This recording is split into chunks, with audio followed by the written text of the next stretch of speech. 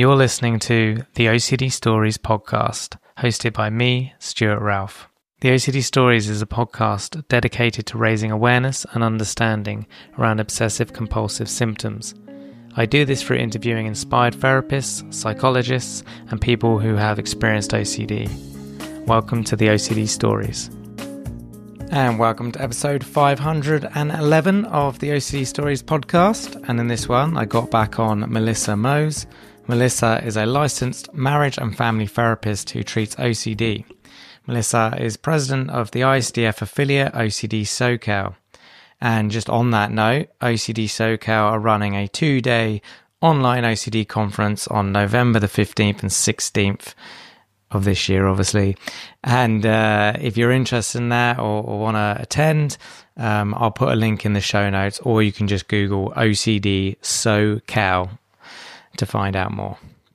So in this episode, we discuss her new book for therapists on integrating internal family systems therapy for OCD. What is IFS, which is obviously internal family systems therapy for short, integrating IFS and exposure and response prevention therapy, working with parts that get in the way of therapy, noticing and working with OCD parts, understanding parts of us, understanding OCD parts in detail so that we can notice intuition better, and much, much more. So IFS is a much more relational therapy. So I think it's a really nice addition, or maybe a nice addition to OCD. You be the judge.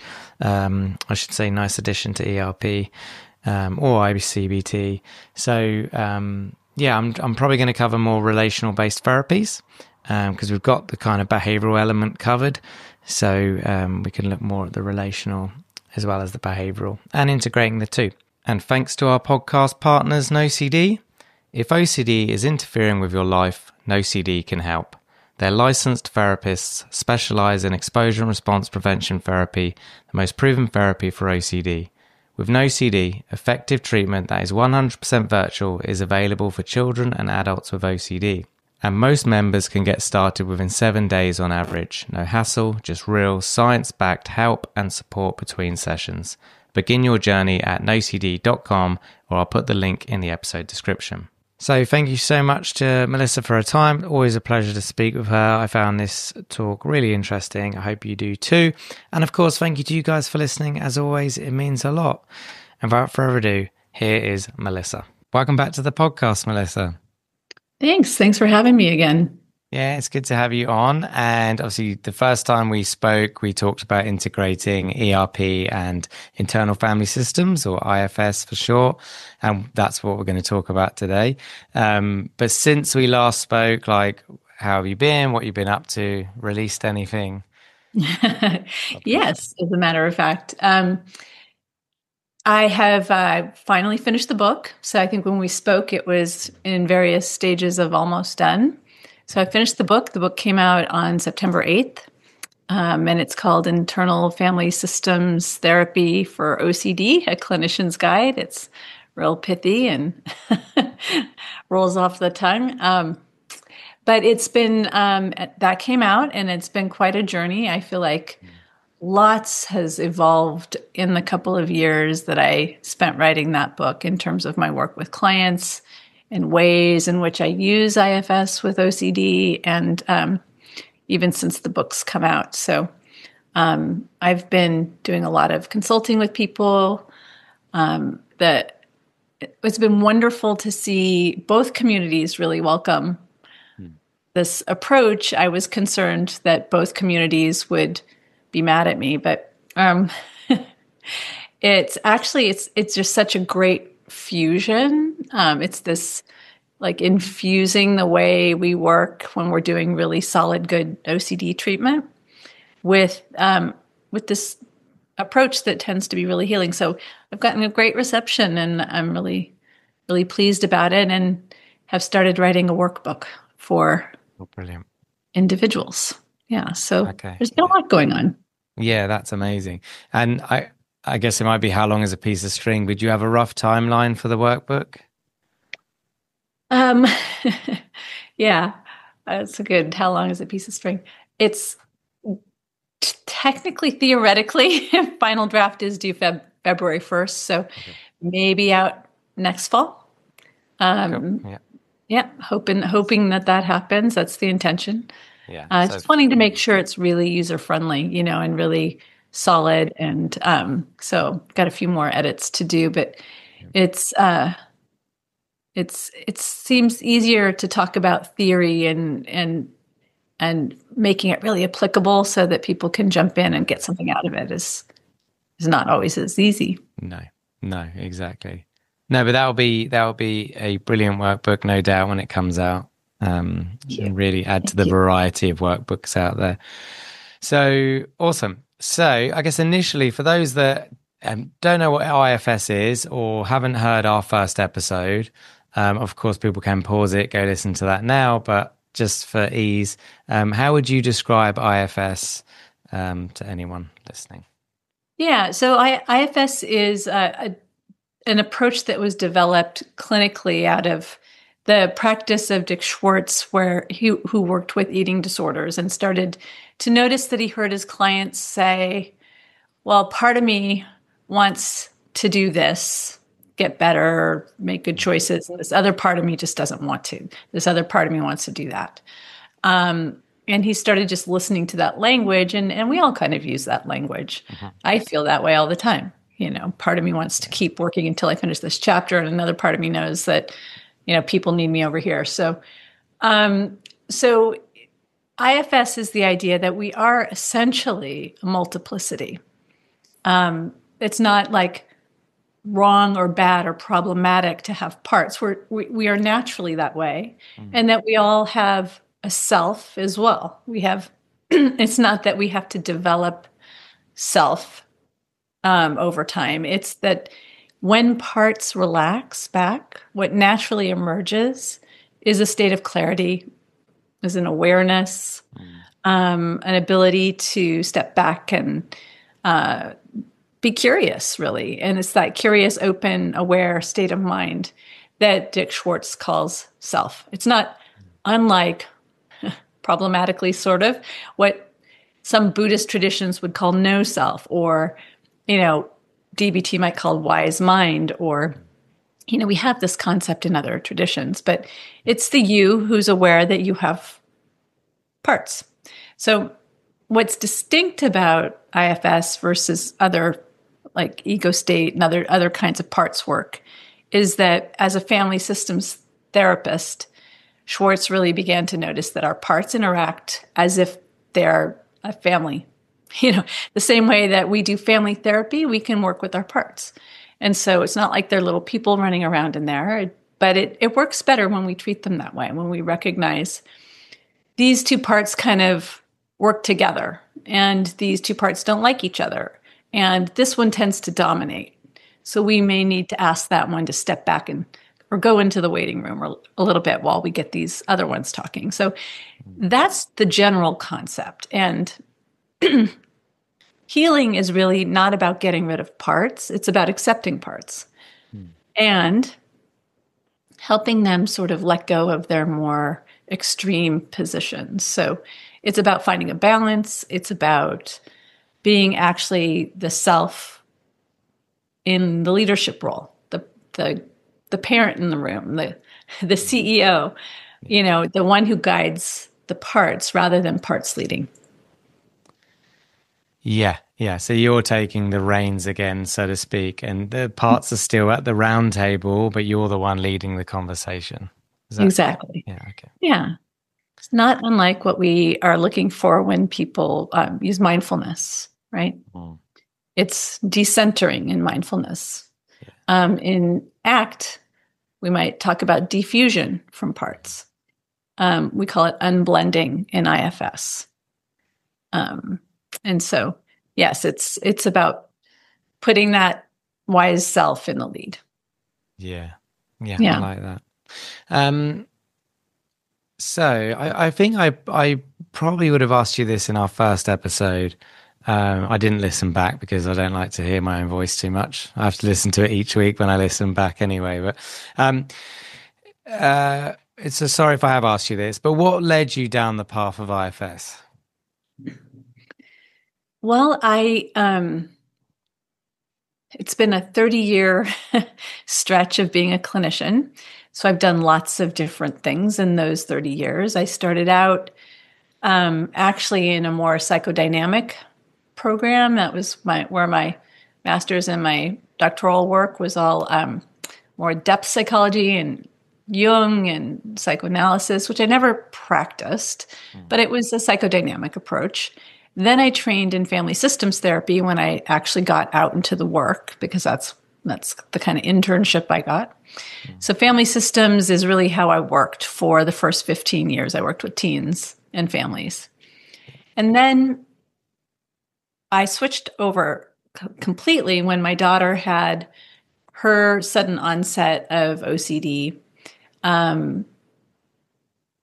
a strep infection, and our worlds changed. So she got very severe very quickly, and I watched her get better using ERP. So I went, oh, wow, I want to do that. So I trained in ERP, and I trained in ACT, and I trained in getting, really treating OCD in a big way. But then sort of along in that process, I was introduced to Martha Sweezy, who has written tons of books on IFS, and she started talking about parts and family systems, and it's sort of this both depth approach and family systems approach, and I decided to take a training. And it kind of brought everything together for me. I've also got like a 30-year meditation practice that I discovered in college, and so for like my approach to things and the way I really do my therapy, what informs my therapy is mindfulness, is that state of being open to whatever arises, right? So being present with, and IFS really seemed to sort of lean on that as well, but then so does ERP.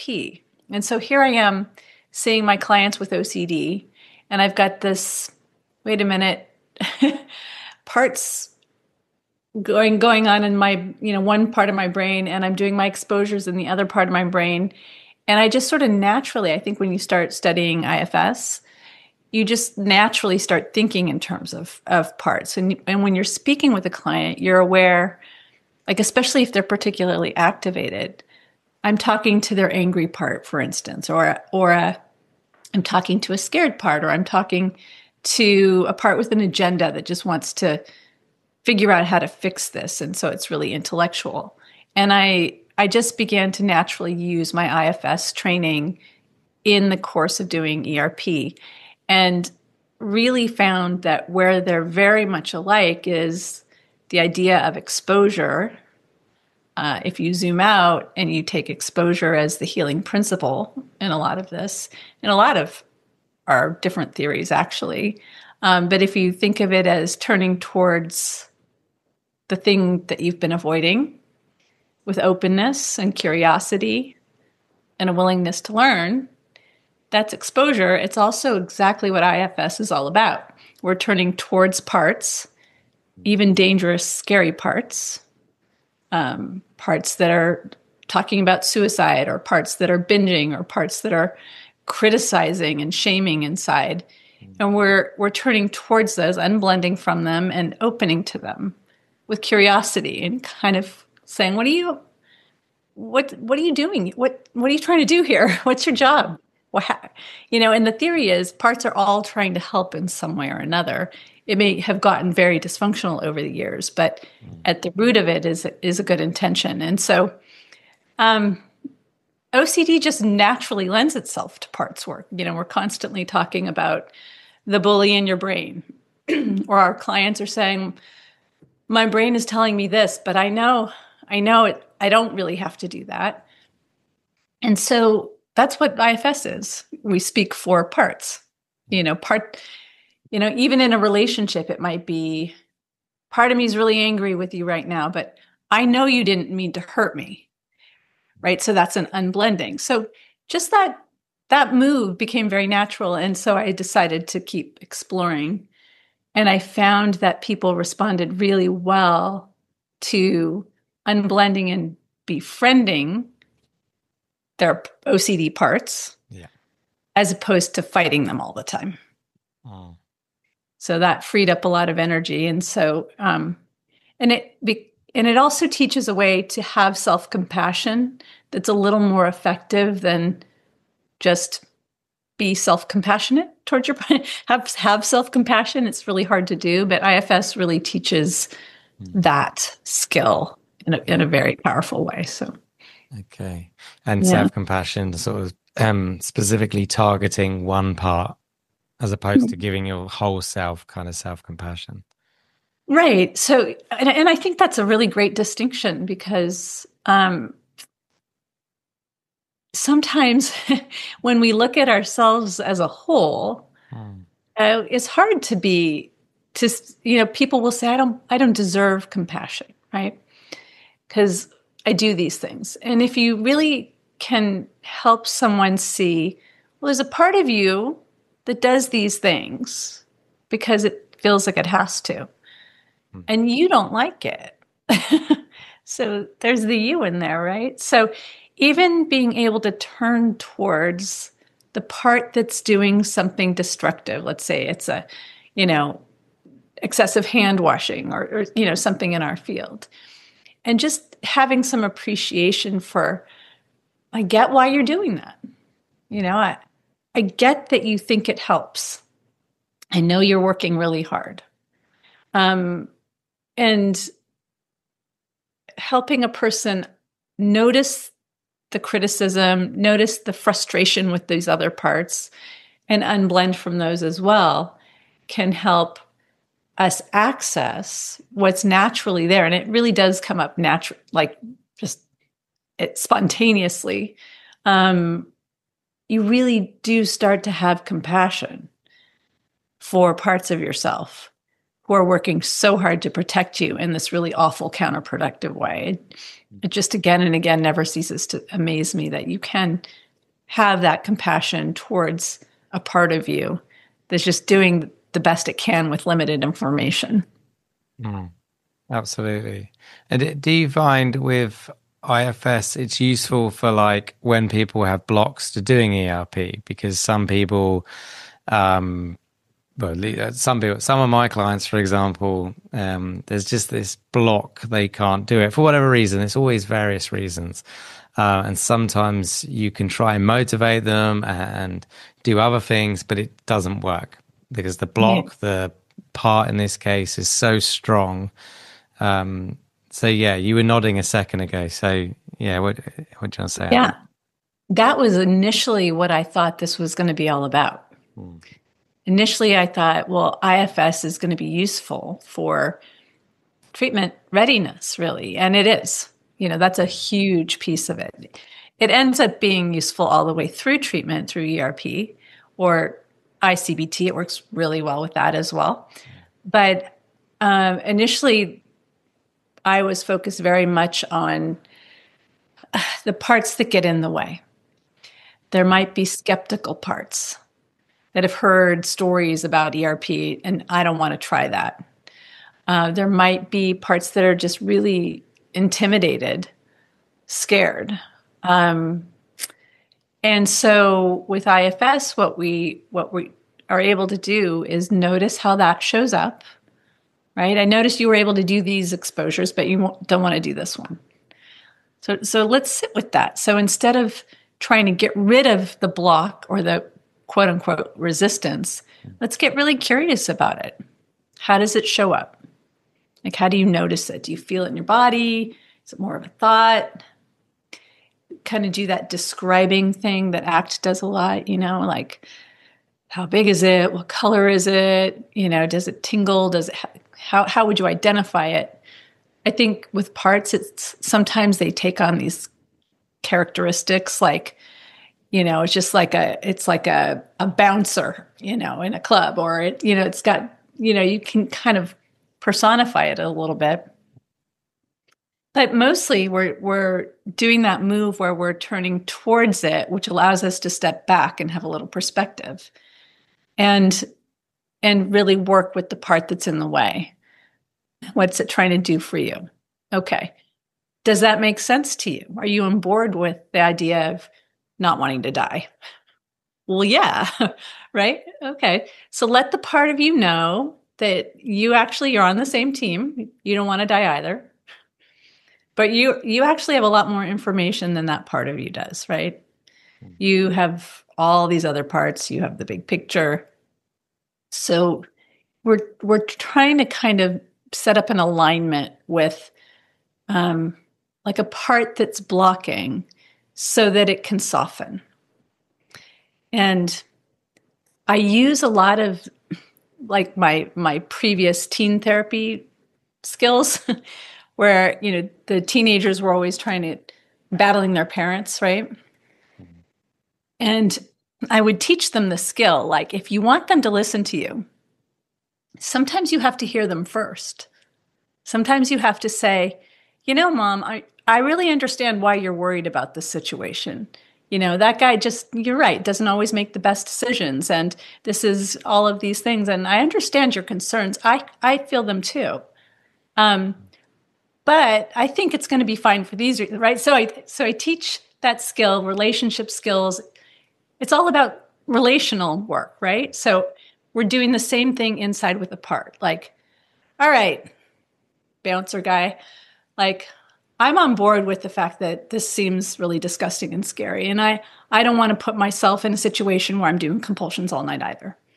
But would you let me make the call rather than just blocking it? Would you get to where you can negotiate with these parts of you and they soften a little bit just by virtue of being heard. And I've found that that's helped. And I've heard other clinicians say, clients who were stuck are getting better because they're willing to do the work because the parts that are blocking get out of the way. Mm-hmm. So we're really bringing a relational element into the behavioral work. Yeah. And a whole set of new tools when we do that. I agree. And I think whether therapists buy into IFS or not, I think there's something nice here about IFS, that it is helping people create a inner understanding of all their feelings and thoughts and emotions, and a better relationship to that, even if we don't believe in the parts, let's say. Yeah. Yeah. Yeah. If you want to think of it as just thoughts and feelings, right? States of mind that recur, patterns of behavior. I mean, that's the same thing. It's how we engage with the world. And then what we do about it. How do we sweep it under the carpet, ignore it? Do we battle with it? Or can we work more effectively with our moods when we acknowledge them and have some understanding and allow them to soften? So letting them sort of go through and out. Yeah. And in IFS, correct me if I'm wrong, whereas some parts work in other therapies, you're talking about the parts and what's coming up. In IFS, you're talking to the part as if it's an actual person, so to speak. Is that correct? That's one way of working in IFS, yeah. That's the insight work where people will speak to the part, and that can be very effective, but not everybody works that way. And so that's only one mode of working. What's really helpful, though, is when we allow people a moment to listen inside. So it's not necessarily talking to parts like they're little beings, at least the way a lot of clinicians work, a lot of IFS therapists work, and certainly how I work. It's if you pose the question, what is the message here? What is this doing for me? And you just listen instead of think, a different kind of answer comes. And then you can actually send a message to your system, like a public service announcement. Like, let that part know you're here. So we're sort of exuding confidence. I think of it as security, attachment security. that allows parts to feel like they can do scary things, maybe not be safe because they have the security of a self in the room, right? But we're communicating with our body all the time when we're sending signals. Move, pick up this glass. We're sending messages. So it's really that kind of communication inside that we're doing. Okay. Where you said about kind of don't think, it's the word came just kind of listen, was intuition came to my mind. Is that, yeah? And I hesitate to say that because sometimes with OCD, people get really stuck on this idea of I can't listen to my gut or intuition or, Right. and interestingly, I did a podcast recently with Dr. Sam Greenblatt, and he was talking about relationship OCD, and he was using his own kind of journey as a case study. And he talked about having done IFS therapy for himself as the patient or client recently, and how that had fed into his understanding of his journey with relationship OCD. And he talks in that about, I think we talk about trusting your gut, intuition, and he said in one of his first episodes with me years ago, he kind of said, don't trust your gut, don't listen to it. And he says, okay, I think I was wrong there now. Wow. And in some of the therapies I do, like I use sound play with my kids and teens sometimes, not just with OCD clients, with all the different clients I see, but sound play is very much intuition first, think second, and trust what comes up in the tray and process that. And obviously CBT sometimes neglects that kind of, think, act, and all that's wonderful. But so I don't know what I'm trying to say here. Just any reflections on that? Yeah, I have a lot of thoughts about that. I think that if you want to think of intuition as what we're calling self, and the brilliance of being able to tell the difference between what I want and what OCD wants. So I have any number of clients now because of what I do. And one in particular who started with me, I don't know, 12, 15 years ago and immediately went to residential. So did a lot of ERP, has done IOP several times, has done like top-notch, excellent treatment, TMS, all these kinds of things. And at a certain point, she'd moved away. She came back to me. She said, I've had OCD my whole life. I've had ERP like my whole life. And so I've been taught to not listen to my thoughts and feelings. So how do I know what I want or who I am or what? Like I'm lost in my 30s, don't know what to do. So the brilliance of IFS is you begin to develop a sense for the sound of OCD thoughts in your head and the sound of like compulsive parts of you or the feel of them.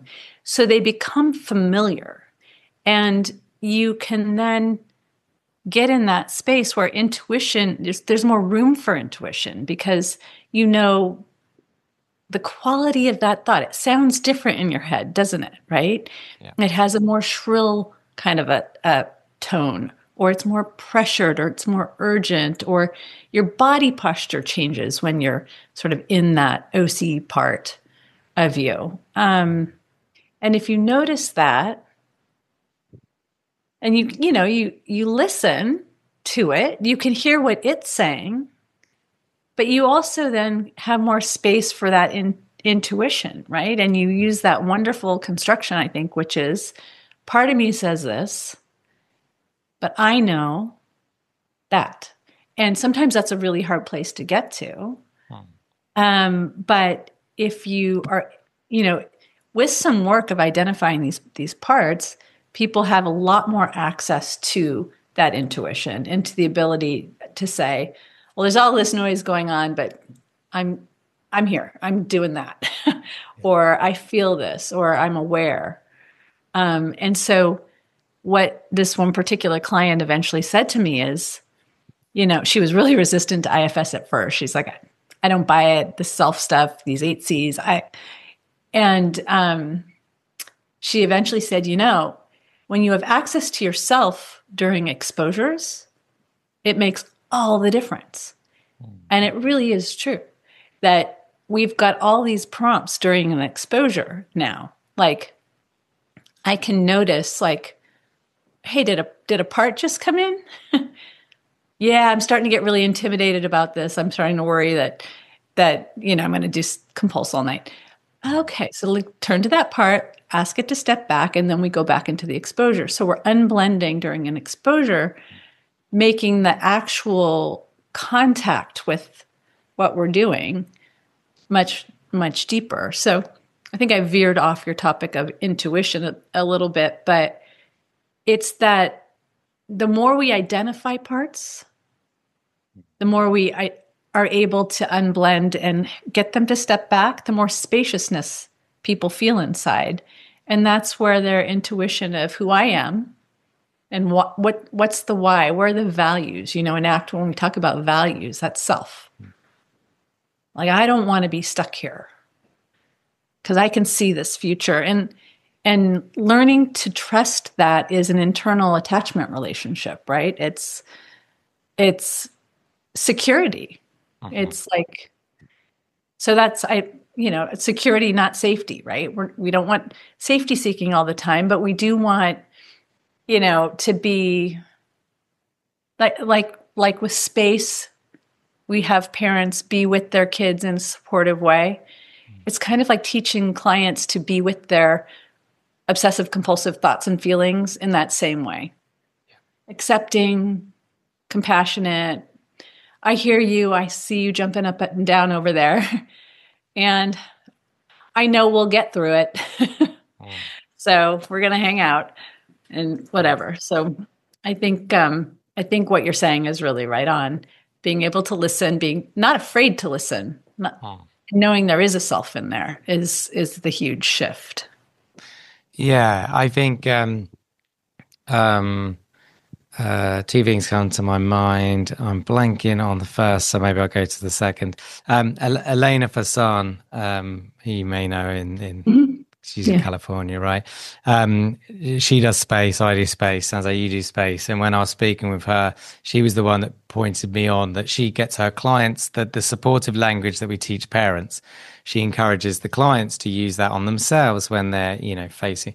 And it made obvious sense, like when she said it. And now I do that with my clients, and the self-talk of when those scared parts are coming up, we can get through this. We've got this. Let's just keep going. I know it's scary, but we're going to be okay. We can move forward, blah, blah, blah, blah. That's sort of inner dialogue versus the dialogue of we invest in these parts, we buy into them. And at that point, it's game over. We're doing compulsions. Right. Right. And then and it almost came back to me there, my first point.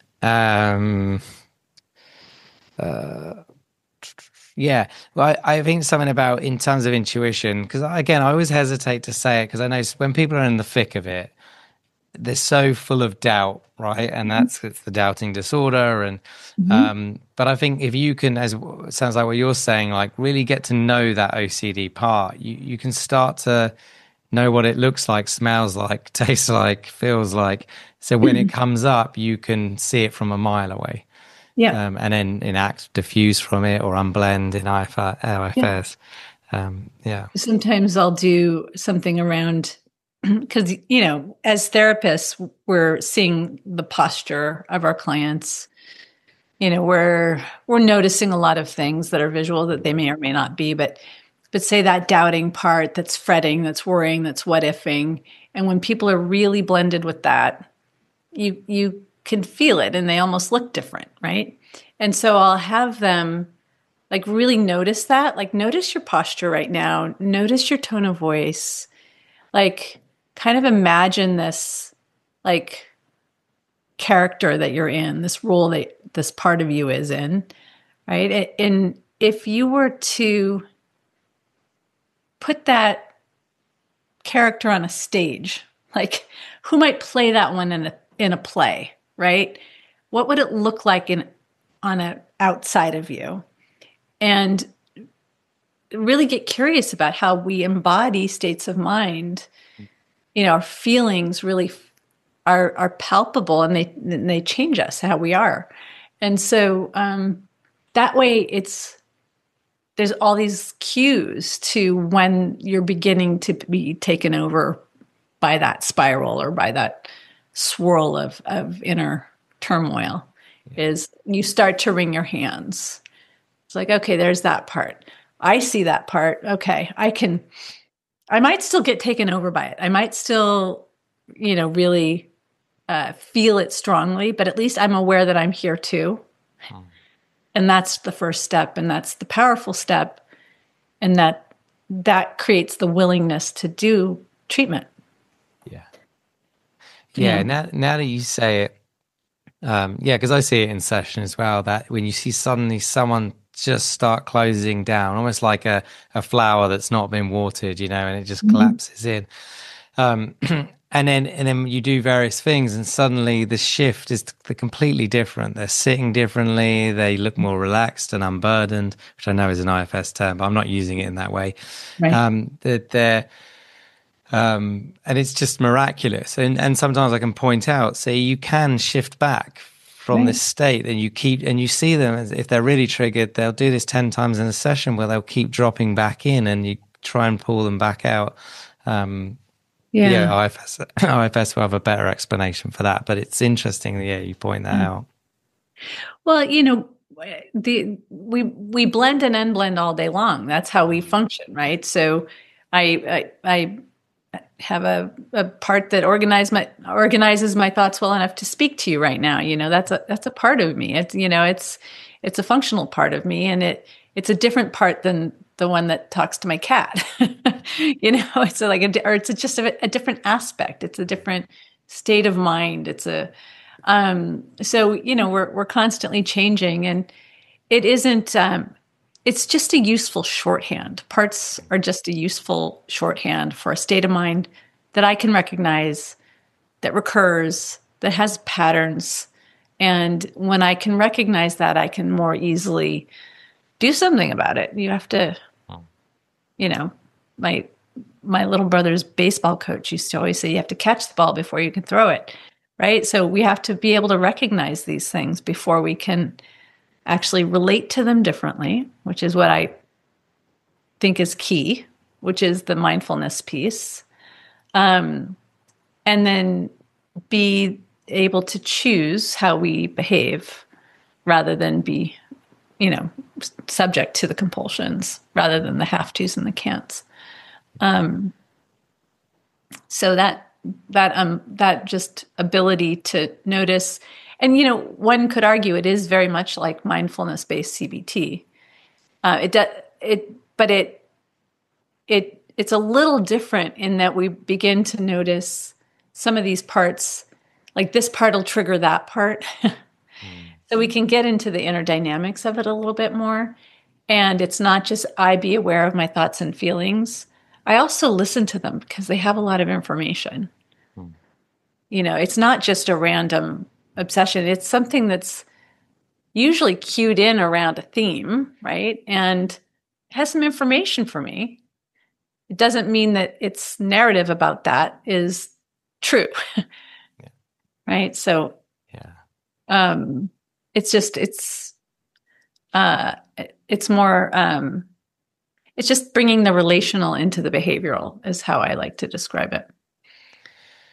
Yeah, no, I fully agree. That's why, off air, I was saying I'm interested in functional analytics psychotherapy because that brings the same thing, relational, into the behavioral. And I'm interested in IFS, and at some point in the future, I will get to it. Like I said, I have read your book and I need to reread it.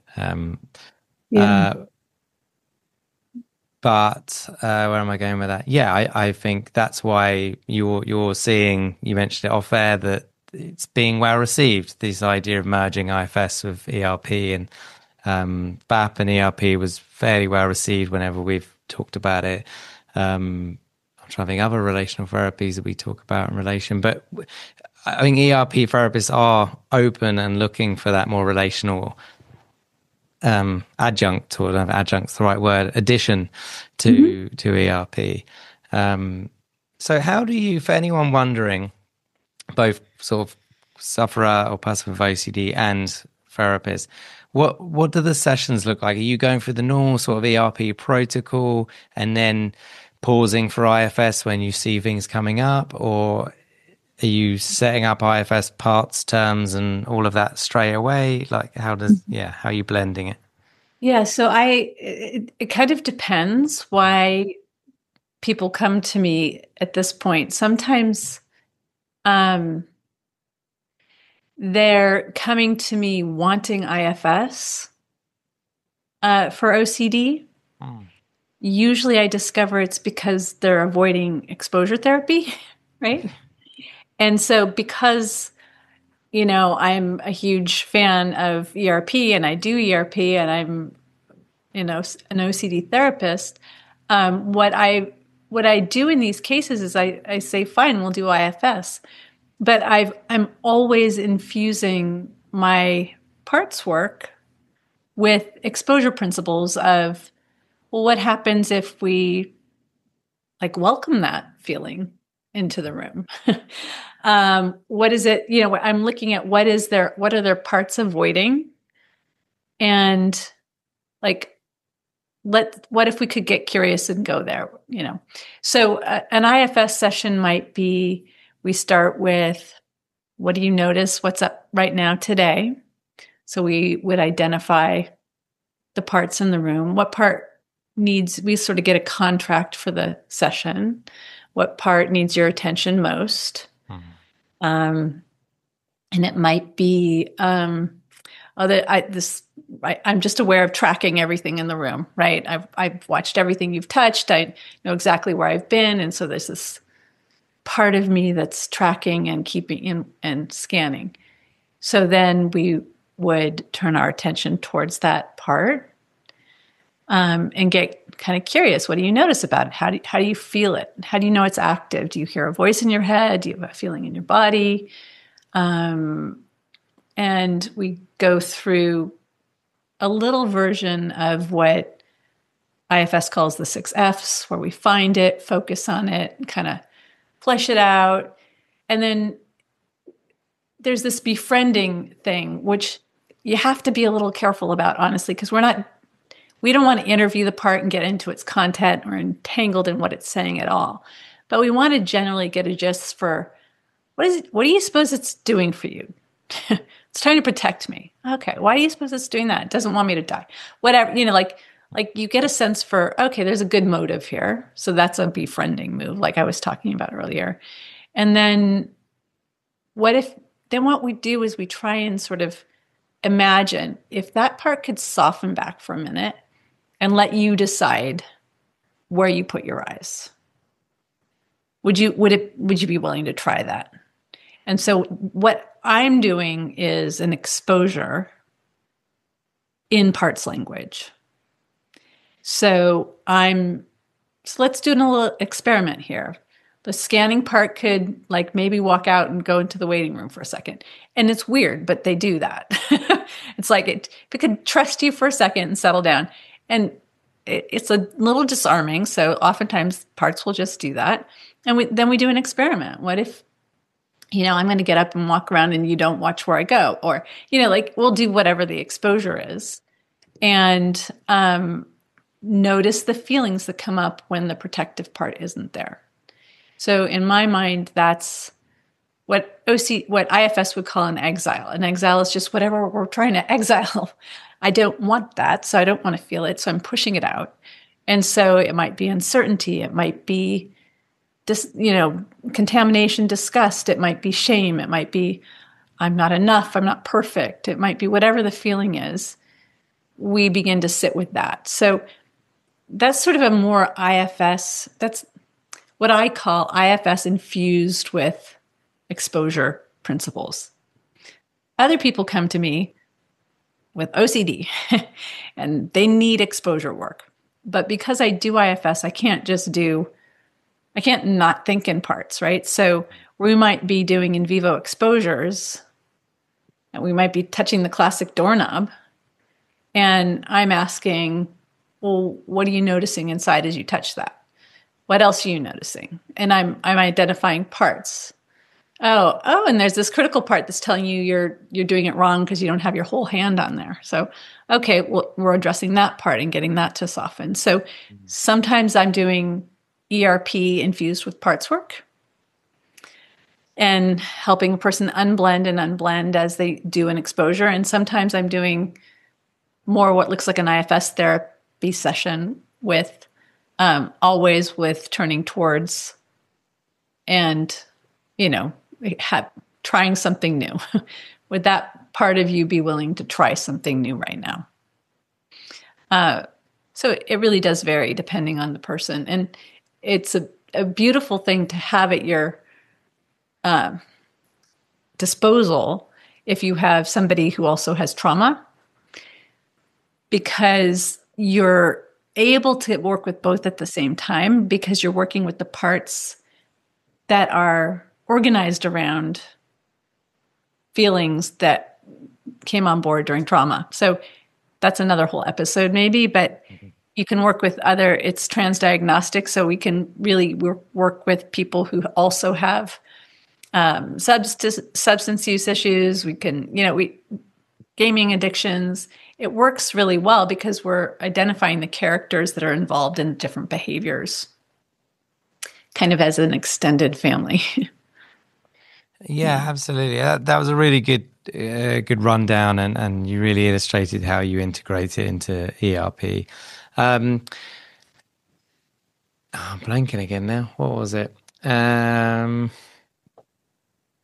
Yeah, do you find that using this sort of parts language allows some people to feel that, oh, I'm not broken. It's just a part of me that is hyperactive, overprotective, versus some people buy into this narrative of I'm sick, I'm broken, I'm weak, Mm-hmm. Yeah, it's really helpful for that. And that is something that the shame of OCD is something that we need to talk about more. And I'm actually going to speak about that a little bit at the OCD SoCal conference in November. So, because yes, it's not me. I'm not pathetic because I can't do these things that everybody else can. Right? There are parts of me that are basically overprotective. And you can really identify the critical parts, right? Parts that are, have internalized this shame and blame kind of narrative, and then parts that just feel shameful. And in OCD, of course, that's huge because so many people are experiencing intrusive thoughts that are just disturbing and awful. And they, how many times have we all heard, I'm a monster. I don't know if I even deserve to be in therapy with you. Right. So really doing a lot of psychoed around first parts is hugely destigmatizing. Even, suicidal parts, right? It's so powerful to say, well, there's a part of you that's really trying to help. And they're like, what? Yeah, it's trying to get you out of here. Like, this is a really awful situation you're in. There's a part that has a solution, but it's a really extreme solution. So maybe we could try some other things. To be able to accept even, there's this saying in IFS, no bad parts. So even self-destructive parts, even compulsive parts that won't stop can be viewed as functional. They're there trying to do something. Maybe if you do it instead, we could find another way, right? Maybe if you get present, we could help them, relax. So, yeah, it's very, very helpful for destigmatizing and to recognize you do know who you are. You don't have to walk around saying, maybe I'm a pedophile, maybe I'm not. It's like, you're not a pedophile, right? But there's a part of you that gets really loud about what if. And can you feel the difference? If you can learn to feel the difference, huge relief. I mean, that is unburdening in and of itself. And so, it's uh, in those cases, I think sometimes life-changing. Yeah.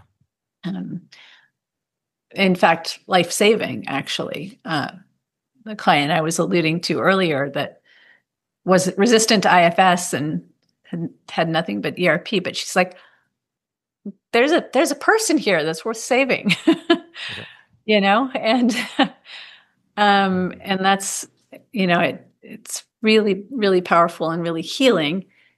And on the totally other end of the spectrum, I'm also now seeing clients who have done ERP and OCD is better, right? Mm. So, and they still have relationship issues that they want to talk about. And they're afraid to go to a non ERP therapist or a non OCD specialist because they know those therapists can actually really trigger OCD again, right? So those people are coming to me for IFS, which is really helpful because we can now look at parts and we can work with what do you want in your relationship without triggering relationship OCD. Yeah. So there's that aspect as well. Yeah, I like that. And I guess thinking from like an ACT lens of diffusion and self as observer and getting distance and all of that, then talking really strongly in this part language is like, yes, there's a part of me that worries about being a serial killer. Mm-hmm. There's in seeing it as a part is that noticing and naming an act. It's that distance diffusion. It's Mm-hmm. Yeah. yeah. Yeah. Very exactly. It's like in my mind, I've got all of my inventories that I do, and I've reworded them in parts language instead of I worry about such and so. Part of me worries about such and so. I mean, it's a very powerful shift. Yeah. Um, yeah, and Yeah, I agree. lots of overlap with ACT and lots of differences. Yeah. You know, and it's also, it just in all the different ways, including ICBT, that people work with OCD. You can do all of it in parts language. So it's not, you know, it's, you can look at the part that's engaged in obsessional doubts, and those the storytelling parts. That's a big part of what we do. It's like, because, you also want to talk about the brain base part of OCD, and that you've got this sticky brain circuit, and that's real, right? We don't change neurobiology, but we can change how parts respond to it and then diffuse it over time, right? So if you have a part that's like really highly valuing this anxious signal, you can teach that part to not give it so much attention and not to trigger these other parts. Because I do think like obsessional parts kind of recruit these, you sort of get your family to communicate differently inside. It unhooks from the reinforcement cycle. Yeah, because I imagine if there's this obsessional compulsive part that is terrified and it's going to be like all alarms are going off, it will naturally recruit other parts because they're going to buy into the urgency of this alarm signal. Yeah. Yeah. Yeah. Okay. That's where it differs a little from ACT, in that there's more mapping parts, more externalizing them as a way of relating to them and noticing this one recruits that one. So, Yeah. when that's happening, we can also like want to disarm that, and so, but it's all very experientially done, rather than just talking about it. But identifying it is sometimes, I think it's a big thing that people relate to with IFS and appreciative of is it helps them identify things, what's going on easier, so that they can get centered and come from choice. Yeah. Yeah. I like that. We're near the end of time. So, Anna, is there anything else you want to get in today on IFS and OCD and ERP? No, I other than just to say how much I appreciate people like you, inviting the conversation and, allowing space to bring other bringing creativity into what we do, because that's why I think AI is not going to take over therapists, because we're curious and we evolve and we have these other things that we bring, and it's not going to be for everybody, but for the people that are needing something more, it's a really valid and really healing way to go. And so I just appreciate you being willing to talk and spread the word a little bit, and to hear about other people who are doing some similar things, like I can't remember who you mentioned earlier who had done IFS therapy. Dr. Sam Greenblatt. Greenblatt, that's what I thought. It's just like it's out there. People are hearing it, and I'm just really grateful. So, and then I do think the OCD SoCal conference is going to be recording it if people hear this and it's already kind of happened, to reach out. There's probably going to be some way to access some of those recordings, and if not, sign up, because we're constantly doing new things. Absolutely. I'll put a link in the show notes, and they'll be able to find hopefully some conference content there. But yeah, no, thank you for being open-minded and exploring, and I just like therapy as a special interest of mine, so it's always nice to hear different perspectives and how I can help my clients better. Thank you again. Thank you so much. Take care.